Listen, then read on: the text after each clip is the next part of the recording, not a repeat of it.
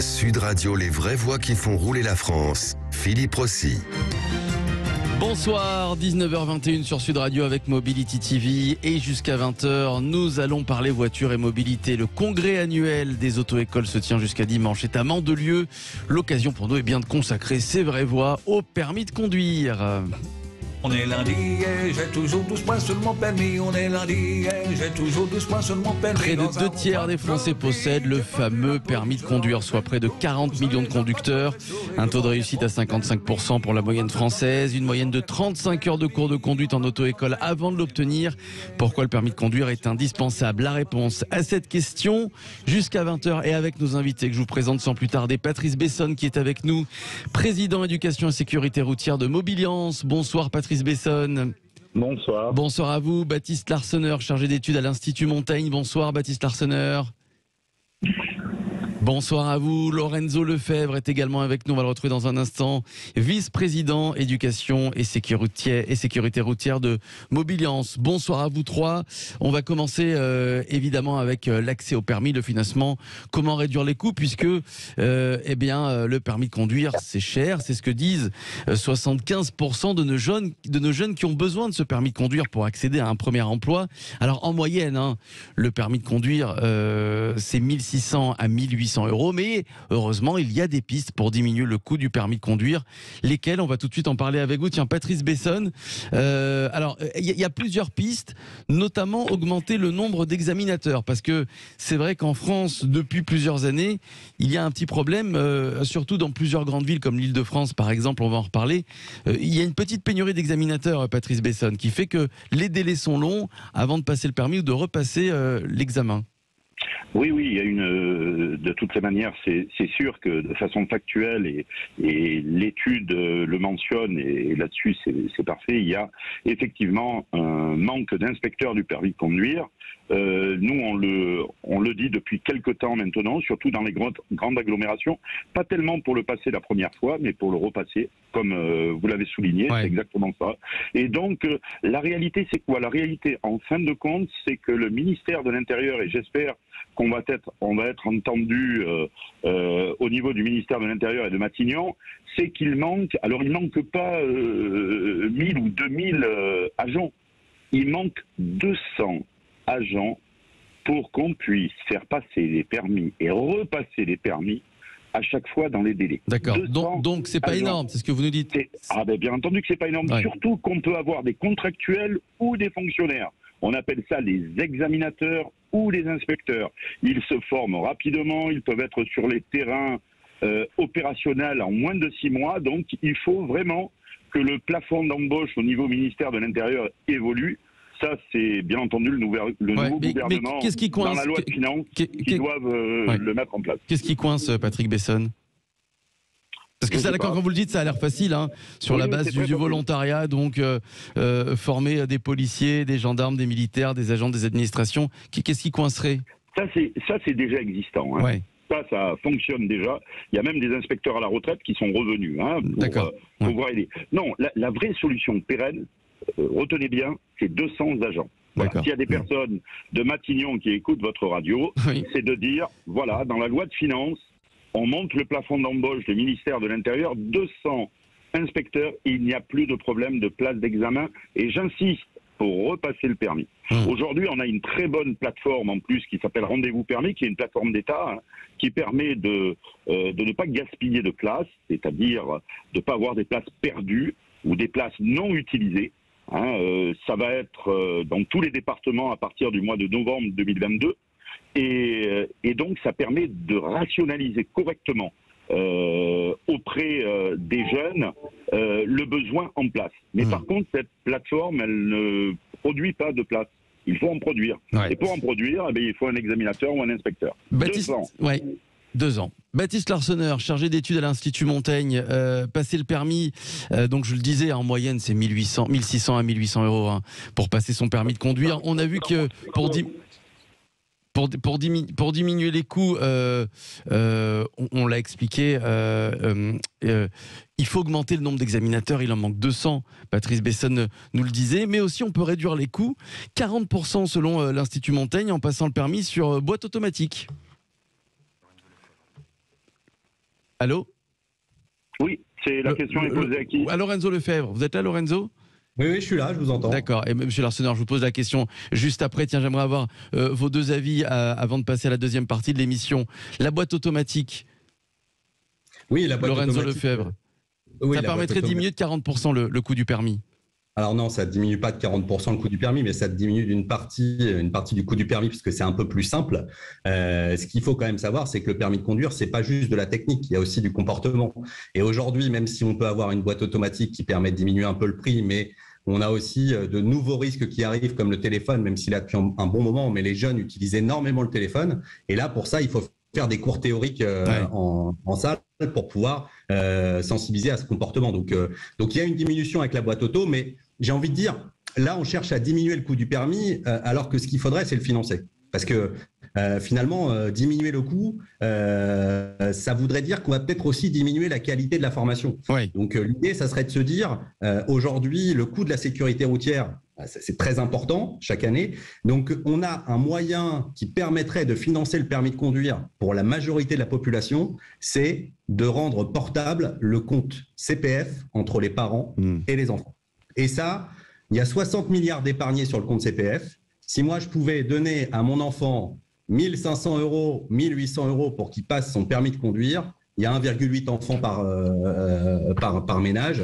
Les deux personnes travaillent, et ben on arriverait à régler ce problème du permis de conduire et surtout de son coût, tout en gardant la qualité. Il faut savoir que le permis de conduire, c'est pas que de la technique, c'est pas simplement rouler avec une voiture. Il y a aussi toute une histoire de qualité et d'enseignement qui permet aussi de passer de 16 000 morts dans les années 70 à 3 000 morts aujourd'hui, quoi. Donc tout ça, c'est aussi grâce à la formation et puis à tout ce qu'on a mis en place. Un mot, Baptiste Larsonneur, sur tout ce que vous avez entendu pour réduire le coût du permis de conduire et le financer. Baptiste Larsonneur, chargé d'études à l'Institut Montaigne.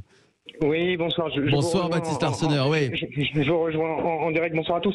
Oui, on a conduit une étude sur le coût du permis de conduire, hein. J'imagine que vous l'avez rappelé, 1 600, 1 800 €. Nous, l'analyse qu'on fait, c'est principalement que le surcoût est dû au délai d'attente aujourd'hui pour passer l'examen pratique, et que c'est ces délais d'attente qui entraînent un surcoût, puisqu'on sait qu'un mois de délai d'attente, c'est un surcoût d'environ 200 €. Donc si on arrive à réduire ce délai d'attente, on arrive à réduire ces surcoûts, et donc ça demande évidemment plus d'inspecteurs. Aujourd'hui, ils ne sont pas assez au niveau national, ils sont aussi assez mal répartis sur le territoire. Et donc, une des propositions qu'on formule, c'est d'élargir le vivier d'agents administratifs, de fonctionnaires qui puissent faire passer cet examen pratique, afin de réduire ces délais et donc de réduire le coût du permis de conduire. Et si on arrivait à réduire ces délais aujourd'hui qui sont de 9 semaines dans les zones tendues, les départements franciliens, départements comme la région Auvergne-Rhône-Alpes, à 2 semaines, eh bien on pourrait réduire ce surcoût qui est de l'ordre aujourd'hui de 480 € à 240 €. Ouais. Voilà. Et donc ça permettrait de faire réduire de façon assez importante le coût du permis de conduire. Ouais. Donc il y a de vraies propositions pour réduire le coût du permis de conduire. Je peux intervenir juste par rapport à vos auditeurs, parce que ce monsieur de l'Institut Montaigne a raison, mais ça existe déjà. C'est dommage, mais ça existe déjà. Il y a déjà des personnes qui sont d'autres agents que des inspecteurs du permis de conduire, comme ça a été mentionné, gendarmes et autres, et qui interviennent. Ouais. Ça existe, ça. C'est pas là la solution. La solution, Lorenzo Lefebvre vous l'a dit, c'est le financement. C'est pas parce que vous allez baisser de 200 €. Il y a même des communes qui donnent 500 €. Ça suffit pas pour se former. Qu'est-ce qu'on a dit? C'est parce qu'on attend pour passer le permis. Ce n'est pas vrai. Ce qui coûte, c'est que pour passer le permis en France aujourd'hui, il faut minimum 25 à 35 heures. Et c'est normal, parce qu'on est de plus en plus nombreux, il y a de plus en plus de trottinettes, etc. Ouais. Les jeunes, c'est de plus en plus difficile. Vous êtes dans les conditions normales. Ouais, pour obtenir un permis de qualité. On va revenir dans quelques minutes. Parce mais juste une chose, je voulais dire, parce que ça c'est du vécu. C'est du vécu d'il y a 3 jours. Chesma, une petite élève de la région de la Seine-sur-Mer, près de Toulon, là où il y a des guerriers qui jouent au rugby. Passons. Elle vient, elle me dit, voilà, moi je fais des études à Paris, parce qu'il faut que j'aille à Paris pour faire mes études de droit, c'est là où mes parents veulent que j'aille, et ils me paient mes études. Vous comprenez qu'entre le Var et Paris, il faut un appartement, etc. Et mes parents me paient également mon permis. C'est la double peine. Je lui ai dit, mais tes parents travaillent-ils? Elle me dit, oui, mon père il est jardinier, ma mère elle est femme de ménage. On a regardé sur les deux CPF, il y a pour un 2000 et sur l'autre 1800. Ces personnes ne les utilisent pas, c'est pas des fonds de l'État, c'est des entreprises qui ont mis à disposition. Si demain son père pouvait, c'est pas devait, pouvait donner une partie du CPF à sa fille, le coût du permis pour elle c'est zéro. Je ne sais pas si vous imaginez, c'est un permis gratuit. Donc arrêtons de tourner dans tous les sens. Un permis, il doit être de qualité parce qu'on conduit parmi les autres. Et le permis, c'est pas d'essayer de passer la boîte automatique, ça descendra de 200 €, de trouver des inspecteurs en plus. Bien entendu, c'est le confort d'avoir des places. C'est vraiment le financement. On va revenir dans quelques minutes. Les vraies voix qui font rouler la France avec Patrice Bessonne, Baptiste Larsonneur, Lorenzo Lefebvre dans un instant. Tiens, on parlera prévention routière via la réalité virtuelle. Ça sera en troisième partie d'émission. Pourquoi le permis reste indispensable? C'est notre sujet ce soir avec nos invités et avec vos 0826 300 300. À tout de suite. Sud Radio, les vraies voix qui font rouler la France. Philippe Rossi. L'automobile et la mobilité, il en est question jusqu'à 20h sur Sud Radio, les vraies voix qui font rouler la France. C'est avec Mobilité TV. Pourquoi le permis de conduire est indispensable. Nos invités, nos experts, pour nous éclairer sur le sujet, Patrice Bessonne, président éducation et sécurité routière de Mobiliance, Baptiste Larsonneur qui est avec nous. Il est chargé d'études à l'Institut Montaigne, et puis Lorenzo Lefebvre, vice-président éducation et sécurité routière de Mobiliance. Alors on a parlé du financement du permis de conduire en première partie. J'aimerais qu'on revienne maintenant sur l'éducation routière, la sécurité, avec un petit peu plus tard un point sur la conduite des seniors. Patrice Bessonne, il va falloir maintenant que les auto-écoles fassent avec les voitures électriques. Bon, pour l'instant, peu de gens achètent des voitures électriques. Ça va devenir une vraie réalité d'ici une dizaine d'années. Et il faut apprendre à conduire une voiture électrique, Patrice Bessonne. Oui, totalement. On est en train de travailler avec Lorenzo. D'ailleurs, il vous en dira un mot sur des programmes bien particuliers par rapport à ça, parce qu'il y a une maîtrise un peu différente. C'est de l'automatique, mais dans l'électrique. Donc, il y a le fait de recharger les batteries, etc. Donc, je ne vais pas rentrer dans le détail. Lorenzo vous expliquera ça mieux que moi. Donc, on est vraiment impliqué là-dessus. Et puis, vous savez, l'école de conduite de proximité, elle est prescripteur des véhicules de demain pour les jeunes. Et comme on va passer à l'électrique, il n'y a pas d'autre choix. Vous avez vu les obligations en 2035, plus de moteurs thermiques. Donc on sera obligé d'avoir des écoles de conduite qui vont être équipées. D'ailleurs, on a lancé depuis avant-hier, en avant-première pour le congrès, un financement BPI spécifique auto-école pour pouvoir avoir des véhicules électriques et pouvoir les financer pour les écoles de conduite de proximité. Vous savez que c'est des petites trésoreries et donc il faut pouvoir arriver à avoir ce matériel. Parce que ça va être un problème, Patrice Bessonne. Ça coûte très cher une voiture électrique de verdir sa flotte pour l'instant, oui. Mais il va falloir s'y mettre petit à petit. Et ça va être compliqué pour certaines auto-écoles, voire peut-être même la majorité des auto-écoles. C'est surtout des bornes de rechargement, si vous permettez, de recharge, qu'il va falloir avoir à proximité des écoles de conduite de proximité. Et je vous rappelle quand même que vous avez à peu près une école de conduite toutes les 2,8 communes. Donc c'est un maillage complet. Et donc il faut arriver à avoir ces bornes de recharge. Mais on s'y attelle. Sachez qu'on s'y attelle, on a pris le bout depuis un certain temps maintenant avec les écoles de conduite en disant on ne peut pas être en retard là-dessus. Aujourd'hui, la société évolue et on va dans ce sens. C'est ce qu'on fait à chaque fois pour les nouvelles technologies. Souvent, on nous fait les procès un peu à tort, en nous disant qu'on est ringard ou qu'on ne va pas dans le sens de la modernité, mais bien au contraire, on essaye toujours d'être au mieux placé pour les jeunes. Baptiste Larsonneur, un mot sur la voiture électrique. Ça va être compliqué pour les auto-écoles. C'est vrai que ça a l'air très compliqué quand même de faire du 100% électrique d'ici une quinzaine d'années, puisqu'à chaque fois on retarde la date. Ça va être compliqué selon vous, Baptiste Larsonneur, pour les auto-écoles, et je pense notamment aux petites auto-écoles.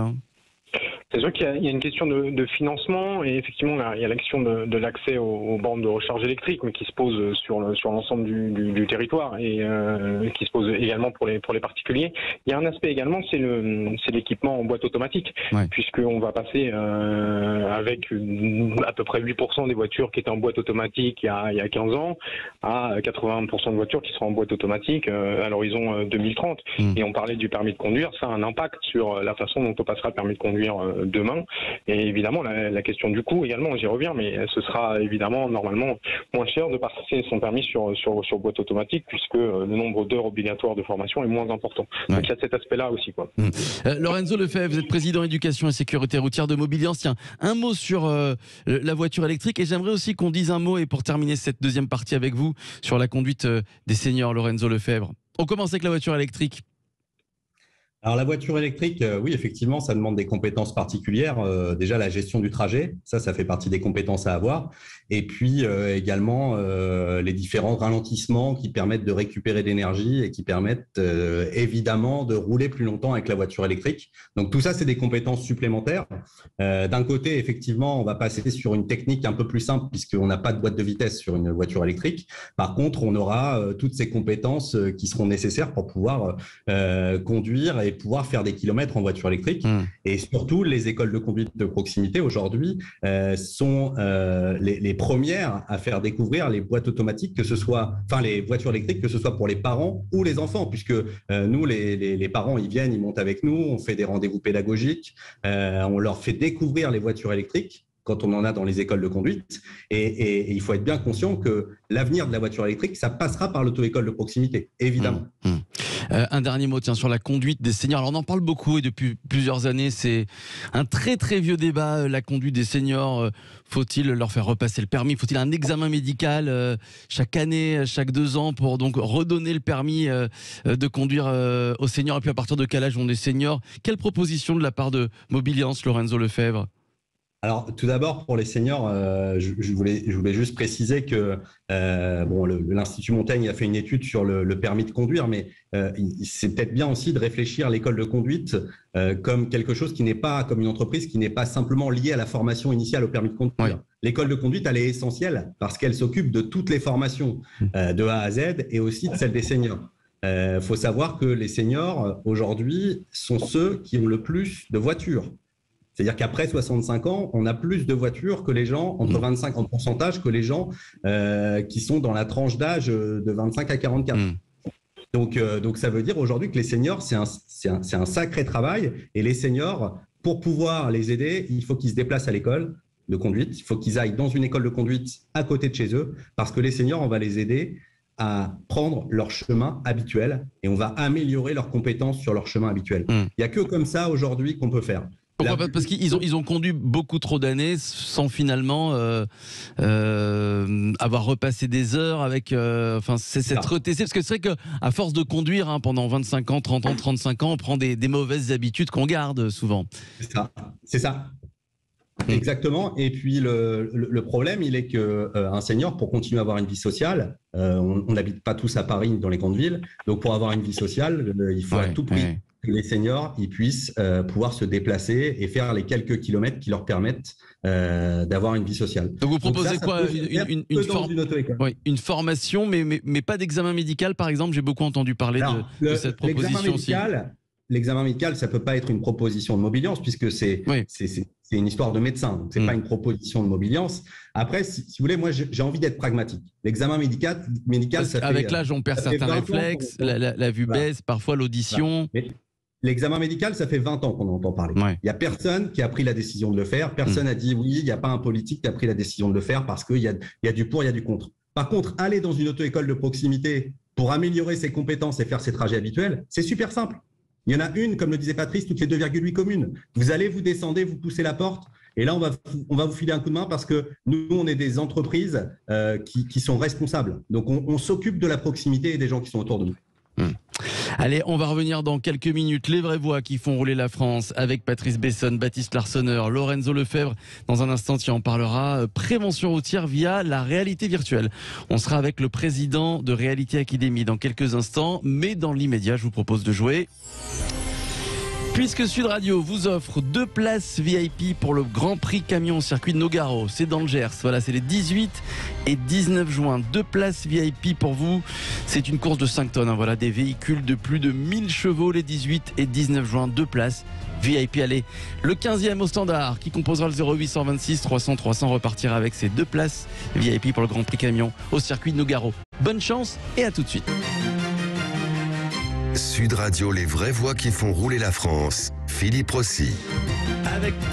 Avec Mobilité TV et jusqu'à 20h, donc les vraies voix qui font rouler la France. À mes côtés, Patrice Besson, président éducation et sécurité routière de Mobiliance, Baptiste Larsonneur, chargé d'études à l'Institut Montaigne, Lorenzo Lefebvre qui est avec nous, vice-président éducation et sécurité routière de Mobiliance. Et puis, je vous propose d'accueillir, et vous le connaissez, Antoine Bernard qui est avec nous, président de Reality Academy. Bonsoir Antoine Bernard. Bonsoir. Bonsoir. Alors, on va rentrer tout de suite dans le vif du sujet. Et puis, Patrice Besson, Lorenzo Lefebvre et Baptiste Larsonneur, je vous demanderai de réagir. Tiens, qu'est-ce que la Reality Academy, Antoine Bernard? Alors, Reality Academy, c'est une entreprise qui est spécialisée dans l'apprentissage immersif. Oui. Donc, on développe des scénarios pédagogiques.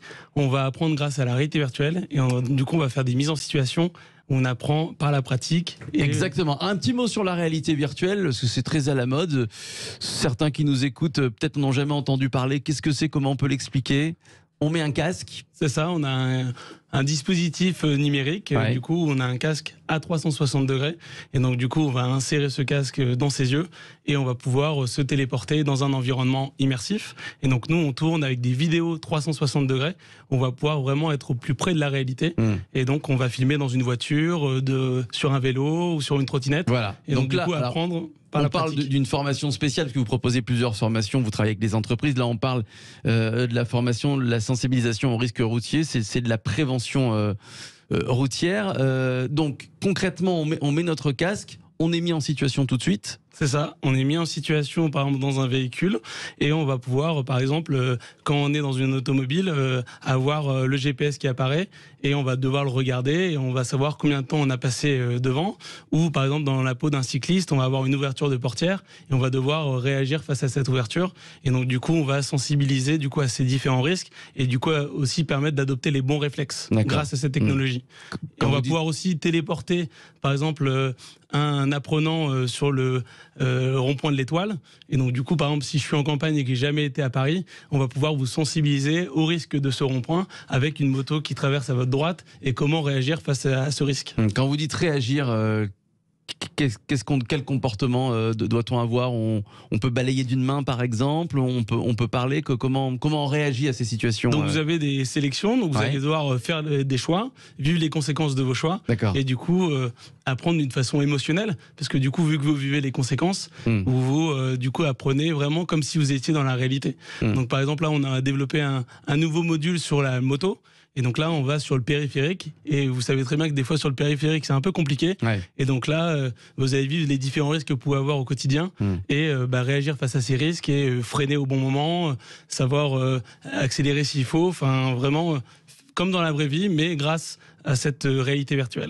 Lorenzo Lefebvre, je crois que vous avez travaillé à Mobiliance avec Antoine Bernard au scénario notamment. C'est un vrai progrès ça, Lorenzo Lefebvre. Peut-être encore un peu coûteux, mais c'est vraiment l'avenir ça. Oui, déjà, salut Antoine. Et puis, je suis très content de voir Antoine dans votre émission parce qu'on a pas mal travaillé ensemble sur le sujet. Oui, c'est l'avenir. Ça fonctionne très bien. C'est bluffant. Ça crée des émotions directes. Avec un formateur à côté, c'est encore 10 fois mieux puisque on va même analyser les situations.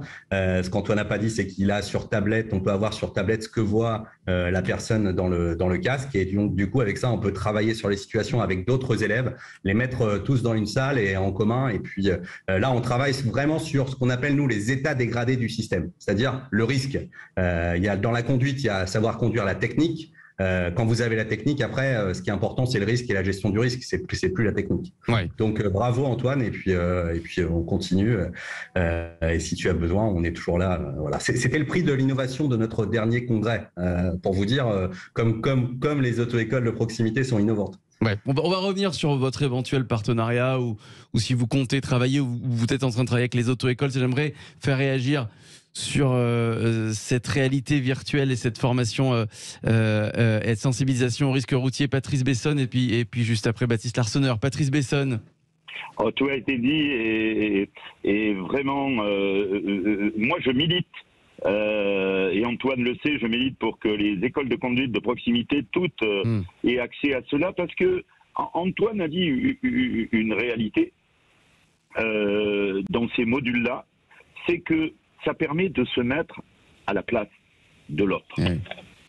Ça permet de se mettre à la place de la trottinette. Ça permet de se mettre à la place du chauffeur de bus. Ça permet de se mettre à la place du conducteur de voiture. Et en se mettant à la place, en termes de comportement, on comprend mieux, peut-être, pourquoi il y a certaines erreurs qui sont faites par les autres et qu'on est capable de les faire nous aussi. Donc c'est un schéma comportemental indispensable dans l'apprentissage et dans les compétences à avoir. Donc c'est un très très beau produit. Aujourd'hui, Lorenzo et Antoine ont véritablement bien travaillé là-dessus. Ils sont modestes parce qu'on pourrait en dire beaucoup plus. Et on va avoir à Mandelieu un chercheur qui vient du Canada et qui a expliqué qu'aujourd'hui, spécialisé dans le travail de l'apprentissage des comportements cognitifs et de la conduite, et qui explique qu'il faut de plus en plus avoir de la simulation et de la réalité immersive. C'est vraiment ce qui se passera demain pour améliorer les compétences et la sécurité sur la route. Donc bravo Antoine. Bravo Antoine. Baptiste Larsonneur. Oui, écoutez, effectivement, tout a été dit. Oui. Je travaille au sein d'un institut, moi, qui croit en l'innovation, qui croit dans le progrès, donc tout ce qui permet de repenser la pédagogie routière, de mieux sensibiliser aux enjeux de sécurité routière, va évidemment dans le bon sens. Donc, c'est des initiatives à la fois qui doivent être saluées et un travail qui doit être salué. Oui. Vous travaillez, vous avez été contacté par la sécurité routière, par exemple, par les associations ou pas du tout, Antoine Bernard? Alors on les a approchés, après ils ont leurs outils aussi à eux. Des fois on est parfois concurrents, mais en tout cas on essaie d'aller dans le même sens. On travaille beaucoup avec soit les auto-écoles ou soit les entreprises privées.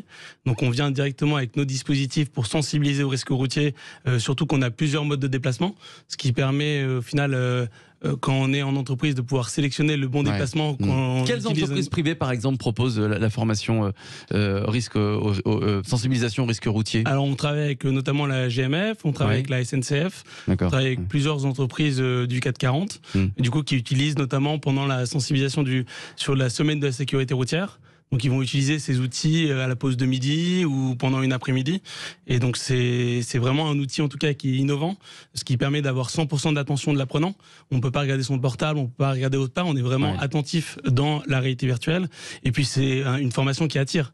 Aujourd'hui, on a de gros problèmes à attirer les personnes à se former, et grâce à ces technologies innovantes, on attire des jeunes, on attire le fait que on vienne se former et prendre du plaisir. Parce que je pense que l'apprentissage, c'est aussi prendre du plaisir. C'est vrai, vous avez raison. Pour finir, Antoine Bernard, alors est-ce que vous avez commencé à travailler, vous imaginez à l'avenir travailler avec des auto-écoles, alors pas sur évidemment sur la prévention routière, mais pourquoi pas sur le code de la route, par exemple? Ce sera plus facile d'être dans des situations via la réalité virtuelle que avec des livres ou sur des diapositives ou des écrans peut-être? Alors on travaille déjà avec des auto-écoles. Il faut savoir qu'ils ont aussi des simulateurs qui existent pour pouvoir sensibiliser à ces risques-là. Nous, on a créé spécifiquement un nouveau produit lié à la moto. En fait, aujourd'hui, il n'y a pas de simulateur au risque moto, et on a créé au final le premier simulateur de risque moto en réalité virtuelle au monde. Et donc on va le sortir là au mois de juin. Et donc c'est aussi une grande innovation pour nous, et aussi je pense pour les auto-écoles, qui leur permettent de aussi développer des nouveaux services auprès des apprenants, mais aussi auprès des entreprises. Ouais. En tout cas, bravo à vous. Voilà, Antoine Bernard, président de Réalité Academy. J'aimerais remercier Patrice Bessonne, président éducation et sécurité routière de Mobiliance. Baptiste Larsonneur qui était avec nous. Oui, Patrice. Je peux rajouter quelque chose. Bien sûr. Puisque Baptiste Larsonneur est avec nous de l'Institut Montaigne. Voilà, lui dire que c'est dommage.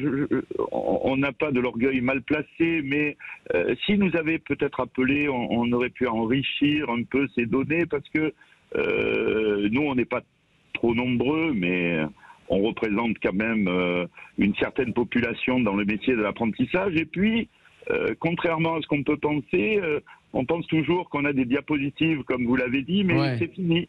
On a des casques de réalité virtuelle et des simulateurs. Donc voilà, et qu'on reste bien entendu à disposition de l'Institut Montaigne. Bon, très bien, le message est passé à Baptiste Arseneur, qui est avec nous. Alors très vite Baptiste, très vite. Très vite. D'abord, on serait évidemment ravis de pouvoir échanger avec vous. D'ailleurs, je crois que des échanges vont se faire.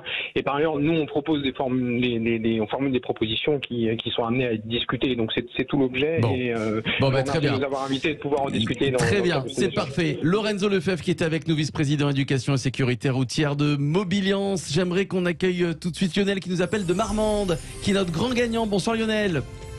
Bonsoir. Bonsoir mon cher Lionel, 2 places VIP pour vous, ça y est, c'est fait, vous avez été le 15e à nous appeler au 0826 300 300. Sud Radio vous envoie donc chez vous à Marmande 2 places VIP pour le Grand Prix camion. C'est pas Marmande, on n'est pas loin de Marmande, mais on est à Fargues-sur-Ourbise. Eh ben, très bien, bon, on vous l'envoie là-bas aussi. Le Grand Prix camion, c'est le 18 et le 19 juin. Voilà, le circuit de Nogaro, c'est dans le Gers, 2 places VIP pour vous mon cher Lionel, c'est pour vous. On est ému. Eh ben très bien, on est ému pour vous, on vous remercie, on vous envoie tout de suite les 2 places, continuez d'écouter Sud Radio et notamment le Loft en quelques minutes.